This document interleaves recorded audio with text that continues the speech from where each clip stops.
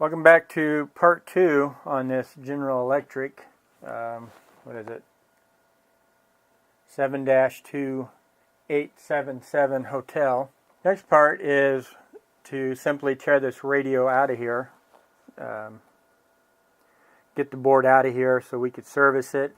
Now when I was a young boy, at the age of 5, my mother sent a bee. We don't have that many capacitors. 1, 2, 3, 4, 5, 6, 7, 8, 9. I made 21.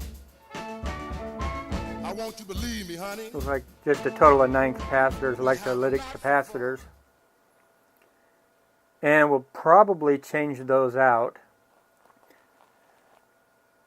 We do have a IC chip here. I've not pulled it up to see what it does, but it is a T91681, I believe it is.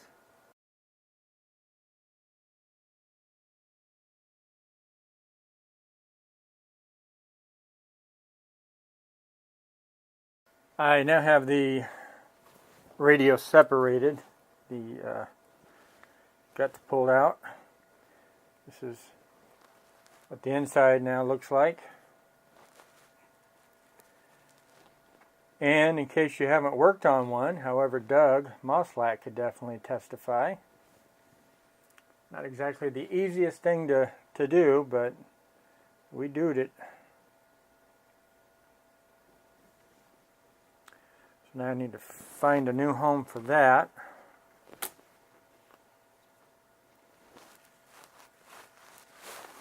And this is what the inside looks. I'll bump you in here in just a second. I tore this piece off, and I didn't have to. And I do believe this piece will go up underneath the needle.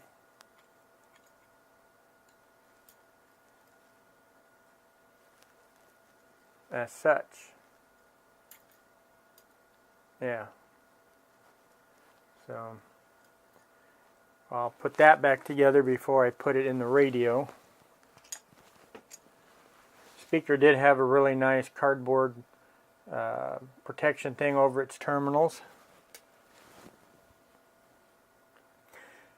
And I could definitely tell you, yes, I did not tear this out of the radio in the past to fix or clean.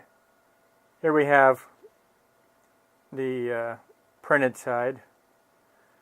We have some numbers here on the board that read 128 Delta 20904, revision 2, and a symbol of some sort that says 20HBT, I believe it is.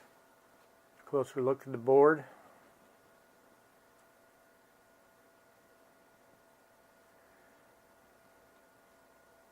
And if you have one of these and you want to string it,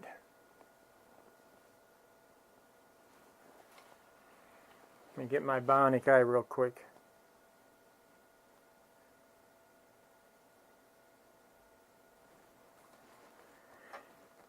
It appears that there's about 4.5 turns here.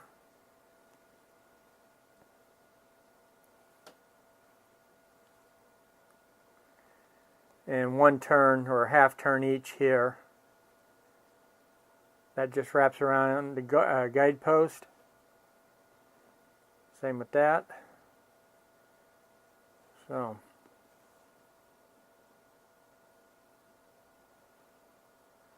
out of the package, this is still nice and tight.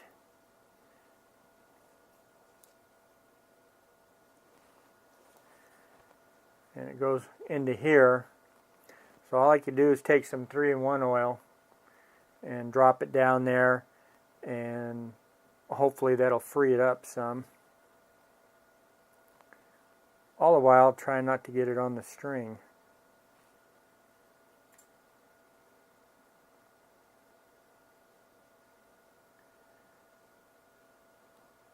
I know the idea was to recap it.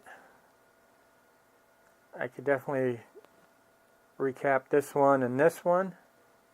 Oh, let me get you in where you can see what I'm pointing at.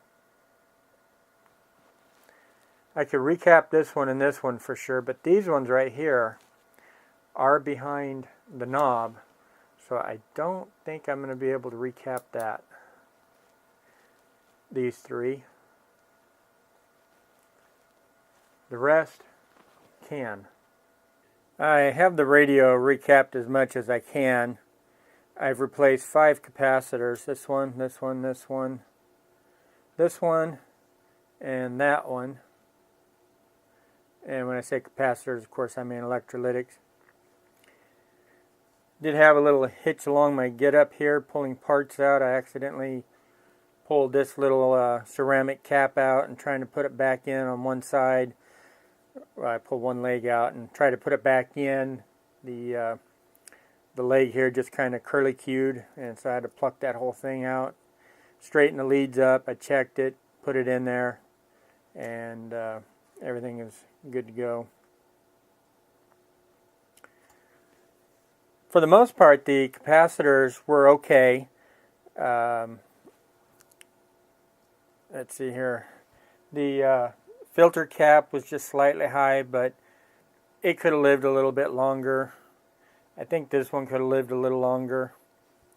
Had one more that was slightly higher. One slightly higher. And then another that was just astronomically way out there in the cosmos. Its ESR value was like 7. And it was pretty dry. It was 2.2 microfarad, and it was reading 600 nanofarad. So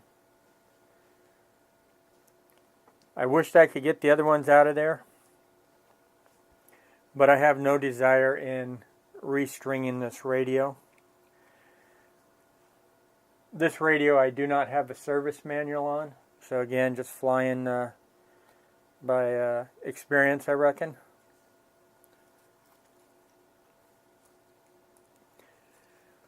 So what I have to do next is I need to clean the volume on-off switch. I need to lubricate the tuning control switch and clean the band selector switch. Once that happens, then the next thing I need to do is tune the radio up, make sure the IF and the antenna trimmers and all that is set good enough, I reckon. The dial, if I remember right, is pretty close to being on key. But once I put this radio back in its case, I again will check everything just to make sure I didn't knock things out or anything like that. I just figured with it being out of the case, it'd be a lot easier to access these cans.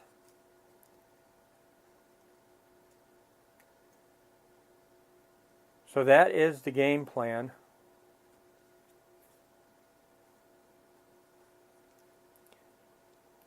And it'll be cool to see if I got everything welded in properly. Soon find out if it blows up on me, right? I have everything lubricated.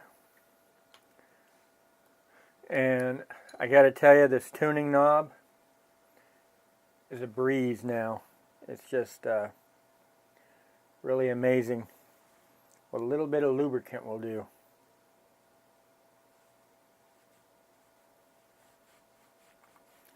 So that is really, really exciting. Oops, sorry about that. Had you looking at the top of your screen, didn't I?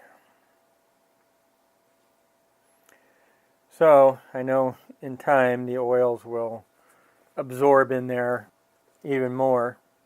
So the next step is, let's tune this up. I've got it plugged in. I've got it all wired into my machines. This is powered off. The power strip is powered off. Let's go ahead and hit the big red switch and see what happens.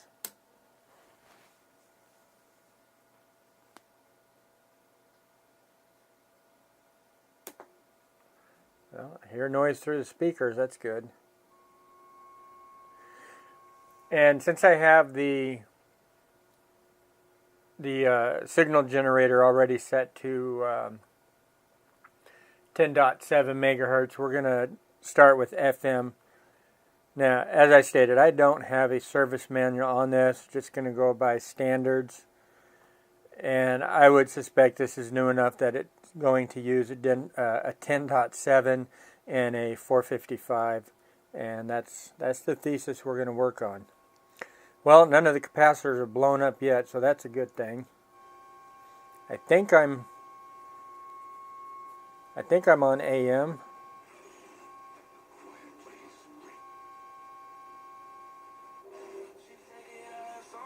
Nope, I'm on FM.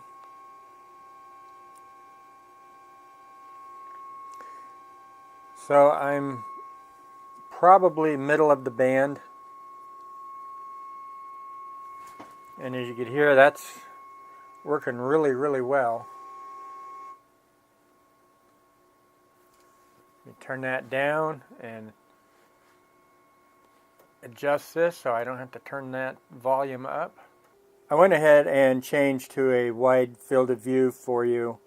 Again, if I was to do a tight shot, all you're going to see is my hands in your way. And that's not necessarily a good thing. So this way you have a idea of what's happening. I have the function generator, the signal generator plugged into the FM antenna stud. I have the RF level and the modulation level adjusted low. That way I'm not running into saturation, and you want to have that as low as you can. That way you can peak it a lot better. So here we go. Which one? There's so many. Oh.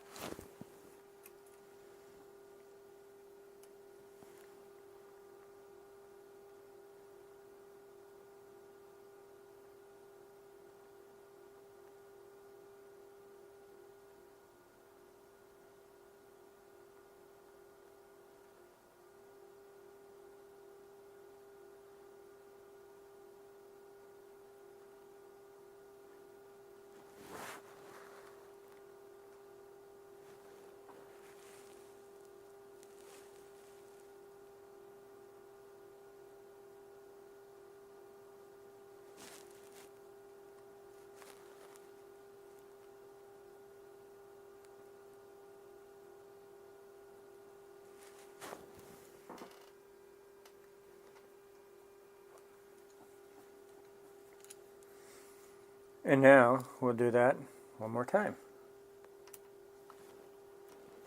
We didn't get much of a gain, but we did get a little gain.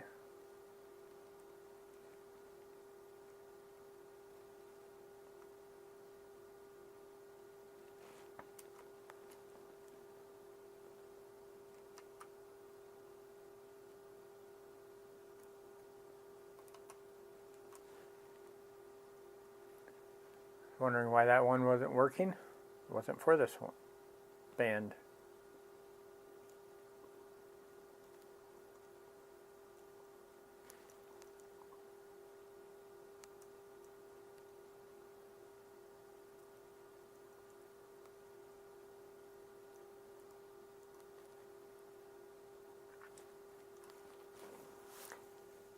I think the next piece of gear I'd like to get is a curve tracer.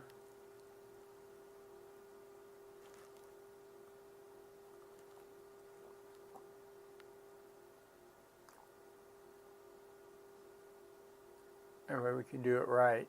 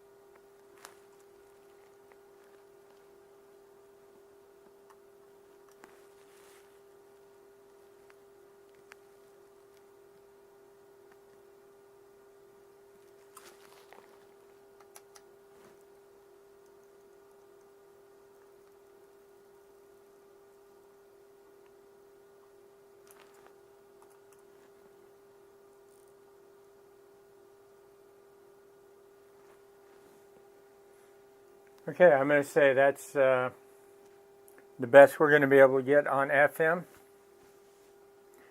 Came up a little bit, not a whole bunch. So hopefully,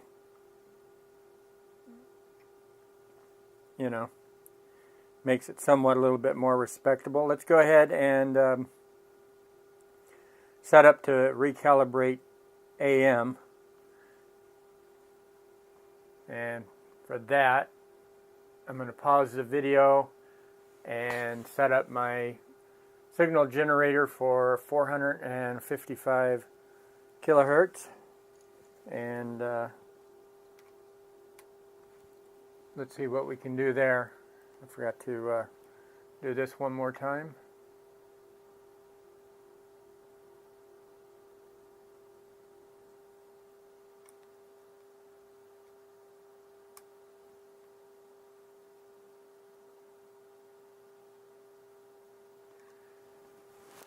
It wiggled, nothing major. All right, meet you on the other side.